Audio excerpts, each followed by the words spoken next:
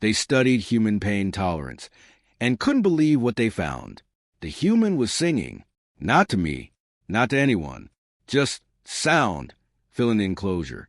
A low, tuneless loop of syllables I couldn't parse into meaning, and I stood on the observation platform with my stylus hovering over my datapad and didn't write a single thing for almost a full minute.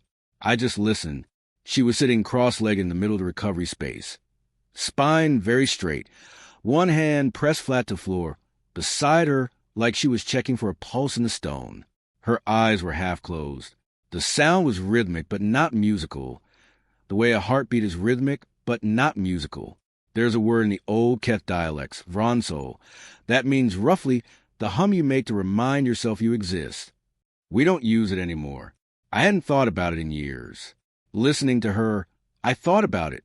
My name is Verasan, secondary researcher, applied xenobiology, comparative endurance studies at the Kethvor Academy. 31 years in the field. For monographs, 16 citations. I had attended the Decennial Congress twice and presented findings that were received with particular warmth. That means thank you. This confirms what we already believed. I had built a career on restraint, on being the researcher who said wait before anyone said conclude. I was not, to put it plainly, the kind of scientist who read significance into things that didn't warrant it. I wrote nothing on my datapad. I just stood there, listening. The specimen, I'll use that word here, because that is the word we used, and there's a kind of honesty in keeping the record accurate, even when the word was wrong, had been transferred to our facility 17 days before. The military liaison who processed the intake was a Keth named Varden, broad to the shoulders, honors on his collar. The particular settled confidence of someone who has never been truly surprised by anything. He handed me the documents the way you hand over a malfunctioning piece of field equipment. Resigned, faintly annoyed. It fought more than they usually do, he said. 3 sedation canisters. You'll find the dosage notes interesting. He did not say it like he found them interesting. Standard lethal adjacent dose for a creature twice her body mass. 3 canisters. And she was here, alive, in my facility, sitting on the floor making a sound that I filed away and didn't know what to do with for weeks. I read the intake documents that night. 3 fractured ribs, torsion damage to the left shoulder, lacerations across the left side of her face and neck, and a through-and-through ballistic wound in the upper left eye that had, according to the intake physician, partially closed already. There was a small asterisk next to that last item. The physician hadn't known what category to put it in. I read the report 3 times. Then I went to meet her. She was awake when I came to the observation window that first morning, sitting, watching me. Not hostile. No, it wasn't quite that. It was the stillness of something that has not yet decided what you are. Measuring, yes, but more than measuring. Categorizing. She watched me the way you watch something you're not sure is dangerous, but are not going to assume isn't. I noted in my log as, asterisk subject displays atypical stress response. Expect further anomalies, asterisk. Looking back at that entry now, I almost find it funny. Almost. Her name, according to military identification, was Yael Koss. 29 years old, 1.7 meters, roughly, lighter than she should have been by the time she arrived, which was not surprising given the circumstances of her capture. I spent the first 14 days in passive acclimation protocol. Standard procedure, run the baselines, establish normal before you establish abnormal. What I found during those 14 days was that her resting state was already unusual. Heart rate lower than projected for her metabolic profile.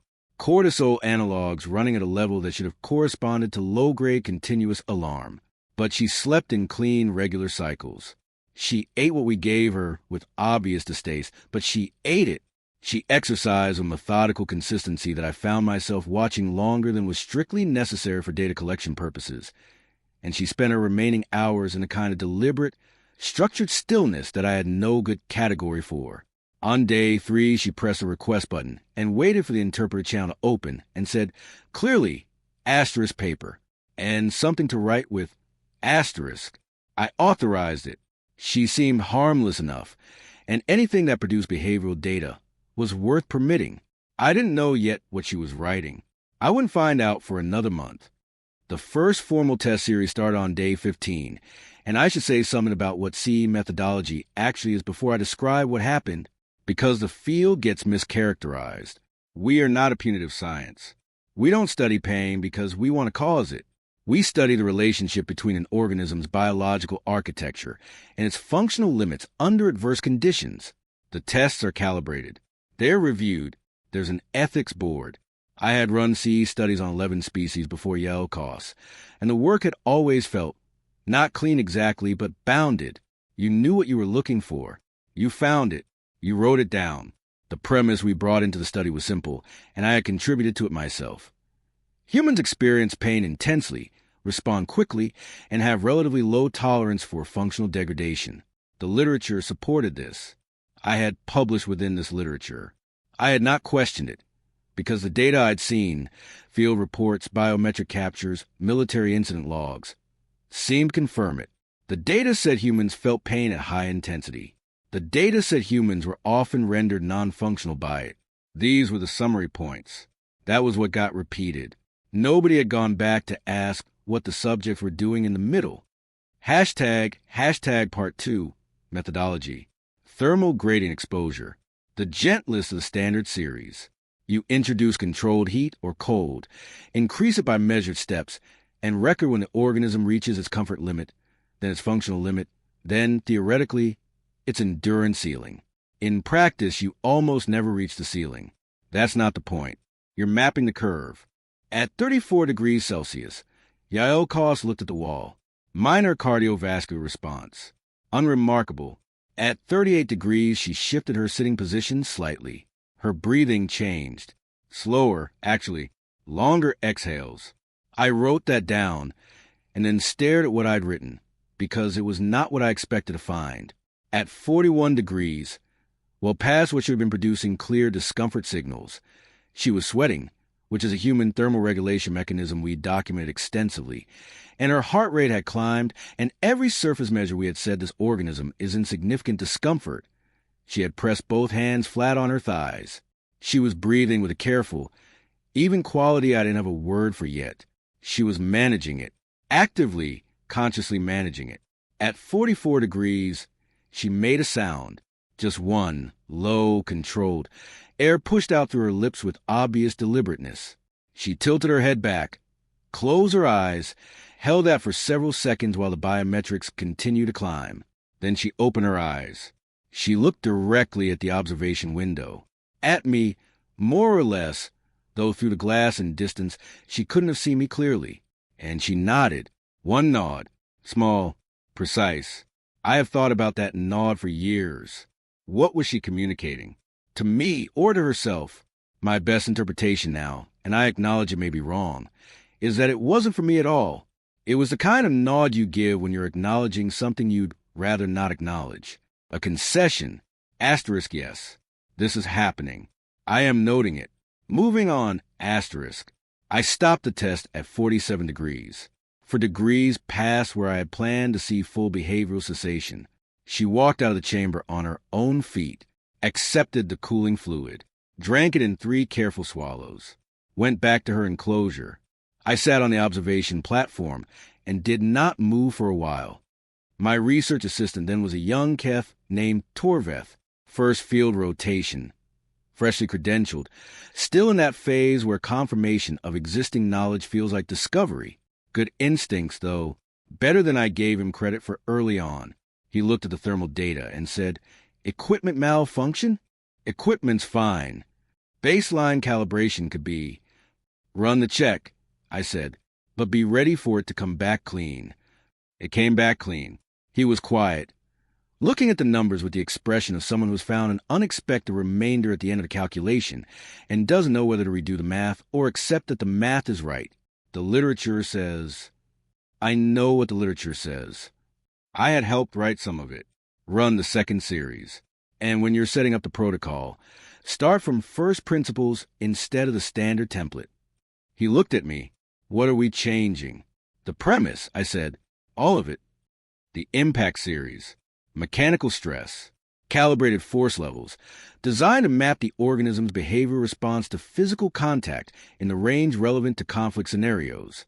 The first sequence hit at what we call moderate combat contact, a force level that, across 8 previous CE subjects, produced a reliable behavioral pause by impact 3, not injury, not incapacitation, just the universal acknowledgement from the nervous system. Attend to this. Yael Koss absorbed the first impact, staggered half a step, planted her feet, and turned to face the direction it had come from.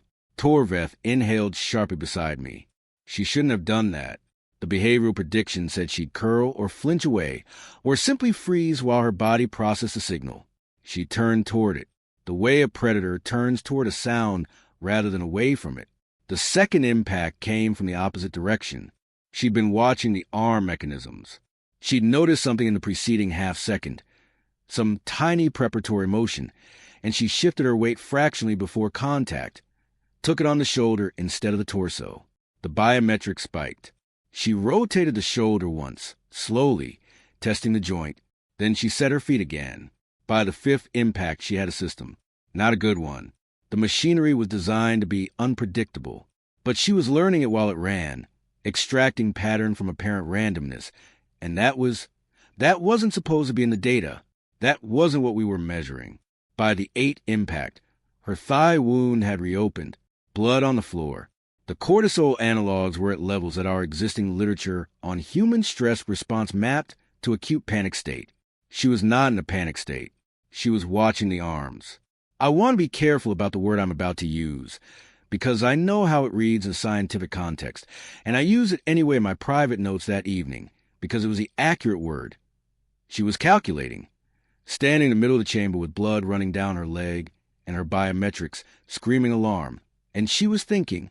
I stopped the series at 32 impacts. The protocol called for 20. I had extended it because the data wasn't doing what data was supposed to do. It wasn't converging. Torveth put his hand on my arm and didn't say anything, and I understood what he wasn't saying, and I stopped. She was escorted back to her enclosure. She walked with a slight hitch from the leg. The medic who went with her filed a note. Subject declined pain medication with what appeared to be apparent incomprehension, as if the offer did not compute. That night, I didn't sleep. I went back to the source literature, not the summaries I'd been citing for years, the actual primary data, the incident reports, the original field biometrics, the medical assessments from conflict zones, full documents rather than the bullet points that appear in reviews. I found what I should have found years ago, and the finding was uncomfortable in the specific way that findings are uncomfortable when they mean you've been wrong for a long time. The problem wasn't that the existing literature was inaccurate. The problem was that it had been written by people who saw only 2 data points.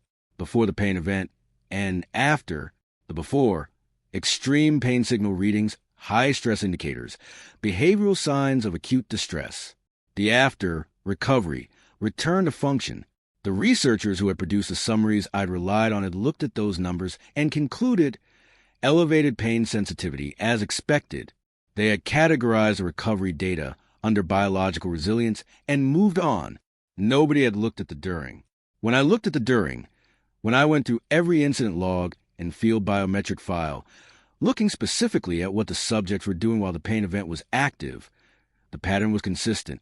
It was remarkably, almost uniformly consistent. They kept going. Not always. Not every individual. Not in every circumstance, but at intensity levels where every concordat species we cataloged showed a hard behavioral shutdown, where the nervous system essentially overrode the organism's intentions and forced cessation, not as a choice, but as a simple biological fact. Humans showed something different, not absence of pain. The signals were there. The signals were, by every measure, strong. Every mechanism that should have produced cessation was firing. And the behavior continued. In my private notes, which I kept separately from the official record, because I have always found that the private notes are where the real thinking happens, I wrote, Astor's hypothesis. There's a dissociation in human neurobiology between pain signaling and behavioral output that does not exist in any other catalog sapient species. Pain in most species functions as a command. In humans, it may function as information. Asterisk. I underlined may 3 times. Then I sat with that sentence for a long time. Hashtag part 3.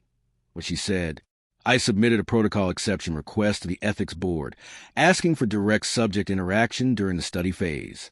The concern with researcher-subject contact is always data contamination, social variables that complicate behavioral analysis in ways you can't fully account for. But I had a specific need. I needed to understand mechanism, not just outcome. And the only entity who could help me understand the mechanism was Yael Koss. She had been working with the translation interface for 17 days by that point, and she was considerably better with it than most subjects managed after twice the time.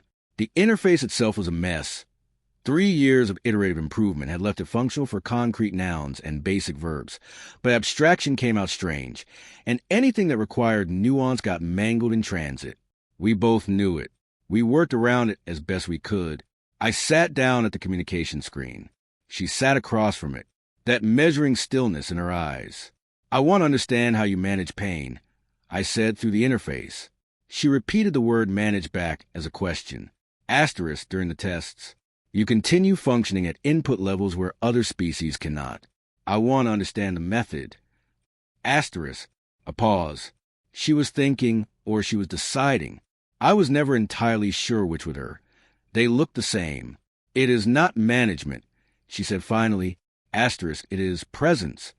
Asterisk, the interface flagged that last word as low confidence. The CAT translation produced was something like "being here now," which we don't typically use as a biological descriptor. "Explain presence," I said. She thought again. Then she reached out and pressed one finger against the glass between us. Not hard, just touching it. "Pain tells you that you are here," she said. Asterisk, most animals, when something tells them they are here in a way that hurts, they run from the telling. We learn to listen to it instead and keep going. Asterisk, I wrote that down 3 times in my private notes. Asterisk, is this training? Asterisk, asterisk, yes and also not. Training opens what is already there. The capacity is, asterisk, she paused. The interface was clearly failing her. She tried again. Asterisk, the capacity is something we are built with. The training does not create it. It finds it. Asterisk, the capacity to endure, I said. She looked at me for a moment, not at the screen, at me. The capacity, she said, asterisk, to endure and remain ourselves. Asterisk, hashtag part 4, the 3rd series. I spent 4 days designing the 3rd test series, and I will not call the result a protocol, because protocols have precedence, and this had none. I was designing something Concordat had never formally attempted, which was a study not oriented toward finding the threshold, not aimed at locating the inflection point where pain-induced behavioral shutdown occurs, but toward answering a more basic question. Did the threshold exist? I want to be clear what I'm saying. Every CE study ever conducted on any species began with the assumption that the threshold was there, present, locatable, mappable. That was the premise. You ran the study to find where it sat, not to discover whether it sat anywhere at all. The curve existed. Your job was to trace it. I had stopped believing Yael Koss had a curve in a shape I knew how to trace. Torveth reviewed the proposed protocol and was silent for a long time. "You're going to hurt her," he said. "The ethics board reviewed it." "I know. That's not what I'm saying." He set the documents down. "I'm asking whether we know what we're doing. Because 3 weeks ago I thought I understood what we were measuring, and I was wrong. 2 weeks ago I understood the 2nd series, and I was wrong again. What if this protocol is based on assumptions that are also wrong? What if we hurt her and find out afterward that we were measuring the wrong thing in the wrong way?" It was a good question. It was the kind of question I should have asked 3 weeks earlier and hadn't, and that bothered me. I sat with it properly this time. "You're right that we might be wrong again," I said, "but I don't have a better model. The only way to build a model is to collect the data. If the design is wrong, the data will show us." He thought, "And if the design is right, then we find out something the Concordat doesn't know." He picked the protocol back up. "Read it again. Then, I want to be in the room. Not the platform, in the room with the equipment. You'll be in the subject space. I'll stay outside her reach. I won't touch the data, but I want to be there." A pause. Someone should be. I understood. Some tests require witness that the machinery can't provide. Not recording, witnessing. Having another consciousness present in the room. Just present. All right, I said. I went to see Yael across the morning of the third series. She was finishing her morning physical routine when I arrived at the communication window. I'd seen her run this routine so many times that I could have mapped it from memory. A precise sequence that moved through held positions and then sudden control movement and back again, always with that quality of intention, nothing accidental.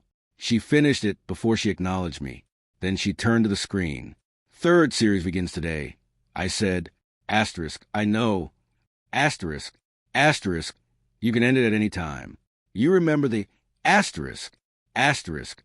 I remember the word. Asterisk, her expression hadn't changed. Asterisk, you told me when I arrived. Asterisk, I want to make sure it's clear that using it is not. I will not use it, she said. Yael. I use her name. I hadn't done that before. There's no operational benefit to completing the full protocol. The data doesn't require. There is benefit, she said. Asterisk to me? Asterisk. Asterisk, what benefit? Asterisk. She looked at me with that expression. Not the measuring quality, exactly. Something else. Something adjacent to both patience and challenge. I want you to understand us, she said. I didn't know what to say. I still, honestly, don't know that I fully understand what she meant. But I wrote it down, and I have carried it around since. And I think about it in the way you think about a thing that resists simple interpretation. I went to my station. Torveth took his position in the room. The test began. Hashtag part 5, what the data showed. What happened over the next 4 hours is not, to my knowledge, in the scientific literature of any concordat species. I am putting it in the literature now. The third series combined 3 modalities. Thermal, sustained, not acute, held at a level we knew she could tolerate, intended to establish fatigue baseline. Mechanical, the impact sequence, familiar to her now. And a third component I'll call endurance load. Not acutely painful, not dramatic, but a sustained environmental pressure that accumulates the way sleep deprivation accumulates. You don't feel it arriving. You just feel that it won't stop. We ran thermal first. At 90 minutes, she was seated in the chamber, breathing in that rhythm. And her cortisol analogs had done something I had never seen in CE data. They had elevated, normal, expected. Then they had plateaued, unusual, but not unprecedented. Then they had begun, slowly and measurably, to decline. While the stressor was active, I called Torveth on the internal channel. Are you seeing the cortisol trend? His voice was quiet. I'm seeing it. Thoughts. Either her stress response system is failing, or she's producing a counter-regulatory response at a speed I've never encountered in mammalian biology. He paused. I think she's adapting in real time. We moved to mechanical stress in the second hour. She knew the arms, had seen them before, learned their behavior patterns in the previous series. She did not flinch when they activated.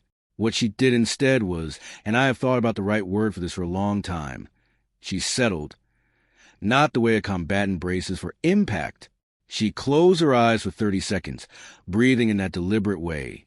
And when she opened them, something in her face had changed. Some internal decision had been made and filed. She was ready, though not in any sense I had good vocabulary for. The first impact came. She moved with it, not blocking, more like yielding to the physics of it, redirecting force through her body rather than against it. Biometrics spiked, then came back down, faster than before. 10 impacts, 20, 30. I was watching a human being absorb physical stress at levels that had produced full behavioral shutdown in 8 previous CE subjects by impact 15, and she was not shutting down. She was not even measurably slowing. Her biometrics said she was in pain. They said so clearly and consistently, and the behavior simply continued alongside the pain, not despite it somehow, but parallel to it, as if the two processes weren't in competition at all. At impact 40, Torveth's voice came through. Verith, record it. Look at her face. I looked at her face. She wasn't gritting her teeth. She wasn't crying, which humans do, which is one of their more fascinating pressure regulation mechanisms. She wasn't contorting. She was present. That word. She was looking at the mechanical arms with focused, absolute awareness, and there was something in her expression that I can only honestly describe as clarity, not absence of pain. Something more like the way pain was organizing her rather than disrupting her, sharpening the available resolution. A lens, not a wound. I ended the mechanical sequence at impact 45 and moved to the endurance load component. This was the part one had designed specifically to break whatever adaptive response she was running. Every adaptive mechanism has a metabolic cost. Every counter-regulatory system has a supply limit. I had designed the endurance load phase to outlast the supply, to bring her to wherever her actual ceiling was. She lasted 97 minutes. The protocol was designed for 60.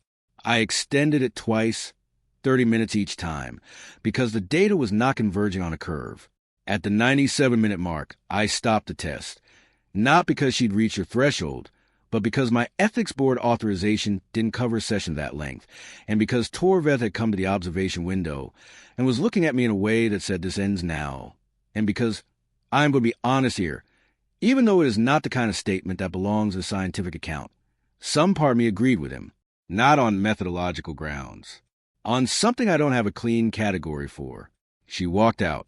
She sat down in the corridor outside the chamber, back against the wall, and she put her head back, and she closed her eyes, and she sang, that low, tuneless loop of syllables, the same sound I had heard her making on the first morning when I stood on the observation platform and couldn't write anything. Torveth sat down on the floor next to her. He just sat there, didn't speak, didn't record, just sat. After a while, she opened her eyes and looked at him, placed her hand briefly on his arm. Then she stood and walked back to her enclosure. Torveth stayed on the floor for a long time. I watched him from the platform. I did not disturb him.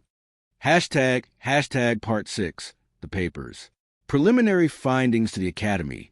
Rejected, not the soft rejection that means revise and resubmit. The formal one. Return with a notation.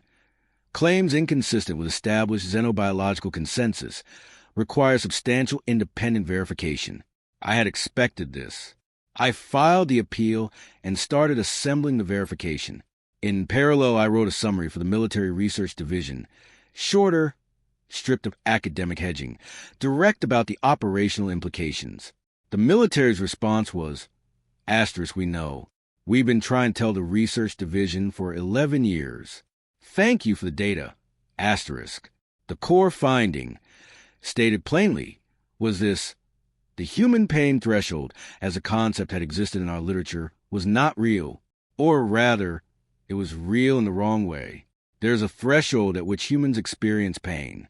That threshold is measurable and consistent. What does not exist is a corresponding threshold at which pain produces behavioral shutdown. We had conflated two phenomena that, in every other species we had studied, were reliably coupled. The experience of pain produced a behavior change. They were linked. The curve was predictable. In humans, they were decoupled. Pain in humans does not reliably produce behavioral cessation. It produces input. The organism receives the input and then decides what to do with it. The decision, and this was the part the Academy found most difficult, the part 2 reviewers described as philosophically speculative, could be overridden, not by biology, by the organism itself, by something it had decided mattered more than the signal. I had written in my notes after my last conversation with Yael Koss, the capacity to endure and remain ourselves. When I wrote the formal paper, I tried twice to include this phrasing, and both times a review committee sent it back. Philosophically speculative, unverifiable, outside the scope of biological research. I left it out of the final version. I have regretted that. Torveth published a companion paper 6 months later on the biochemical mechanisms, better controlled than mine in certain respects. He had the youth and energy to run the follow-up experiments I'd skipped. His central proposal was a process he called active pain integration. Under sustained stress, the human nervous system underwent a functional reorganization that redirected pain signal processing away from what he called a behavioral shutdown pathway and toward what he named the attentional focusing pathway. In less technical terms, Under prolonged pressure, the human brain stopped treating pain as a stop sign and started treating it as a direction sign, a pointer. It pointed toward whatever they had decided mattered more. 300 citations in the first year. He received a commendation from the Academy and accepted it with quiet dignity. He sent me a copy with a note that said, asterisk, none of this would have happened without the initial design error. That became the real question. Thank you for being willing to admit you were wrong. Asterisk. Best thing anyone has ever said to me. I keep the note in my desk. The formal publication came 14 months after the preliminary submission. By then, 3 independent teams had produced consistent data, 2 of them military-affiliated, working on the same problem from the operational side, trying for years to make the incident data fit the existing literature. My study gave them the framework that explained what they'd been seeing. The Concordat scientific community did not receive the paper well, which is different from saying it was received poorly. It was received with a particular uncomfortable silence. That means, we understand what this implies, and we need a moment, because the implication was significant. If humans lacked a reliable pain-induced shutdown threshold, then a substantial portion of the Concordat's conflict management doctrine, built on the assumption that all sapient species shared this feature, that sufficient cause would always produce retreat, was operating on premises that didn't hold. Every engagement model that used pain tolerance as a predictive variable for behavioral cessation was calculated with numbers that didn't describe what humans actually did. The assumption had been that pain was the universal language of enough. The paper said, not for them. ## Part 7. What she was writing. I retired from active field research 5 years after publication. Teaching position at the Academy. The work had cost something. I don't mean in any dramatic sense. Just that doing research which genuinely changes how you see things has a price that you pay slowly and don't notice until later. I could no longer look at behavioral data without asking the question underneath the data. What were they doing during? What did they decide? 17 years after the study, a communication came through official channels, diplomatic forwarding. It contained a document and a message in Keth. The message said, asterisk Dr. Verasan. My commanding officer suggested I contact you. She said you might understand what I'm trying to say. Asterisk. The document was a monograph, written in Keth academic style, rigorous, structured, extensively cited. The subject was xenobiological research methodology. Specifically, it was a critique, one of the most precise methodological critiques I have read in my career. It identified, with surgical accuracy, the systematic errors in Concordat CE research, not just my study, across the field, the ways in which our frameworks were built on assumptions that were never made explicit, never questioned, never validated. We had measured what we expected to find and called a finding. We had built theory on top of assumption and called it consensus. The critique was patient, thorough, and unanswerable. The author was listed at the top. Dr. Yale Koss, Faculty of Comparative Biology, University of New Meridian. She had become a researcher. She had used those 17 years to become better at the work I had been doing when she was my subject. I read the monograph 3 times. I then sat with the fact that an organism I had studied as a specimen had spent nearly 2 decades developing the expertise to formally critique my methodology, and had then done so with citations.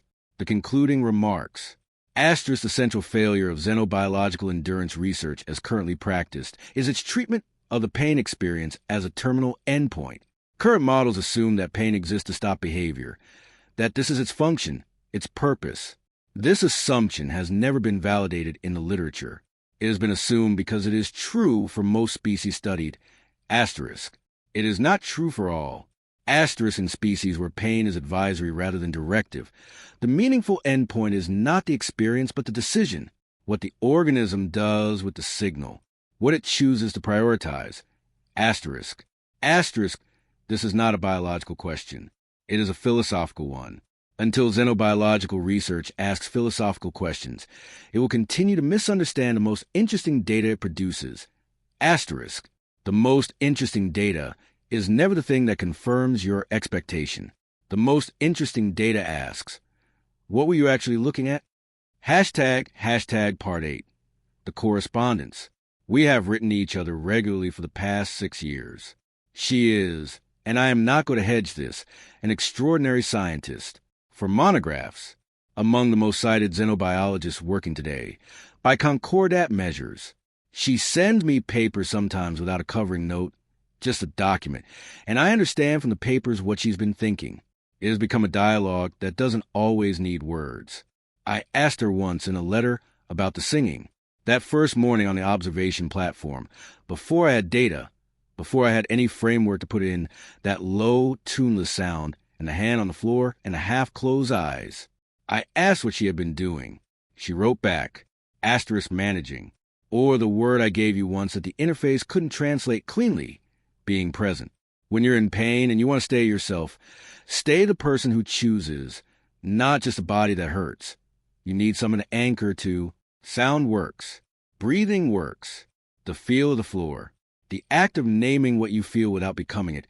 Asterisk, every human child learns something like this sooner or later. We live in a universe that hurts, and we have to live in it anyway. So we learn, asterisk. What made it worth doing that morning was knowing someone was watching. I have thought about that last line for a long time. I went into the study expecting to map a threshold. Every CE study is a search for the threshold. You design around it. You calibrate toward it. You wait for the data to tell you where it sits. The threshold is the point. The threshold is what you're there to find. What I found instead was a species that had, somewhere in a long, unmapped history of their becoming, looked at their own threshold and decided it wasn't the interesting part. They had located it. They knew where it was. And they had asked, all right, and then what? The and then what was everything. It was a thing no instrument we'd ever built could measure. Not because it was subtle, not because it was invisible, but because it wasn't a biological fact. It was a decision, made alone in the dark, in a room full of pain, by an organism that had decided stopping was not an option it was willing to choose.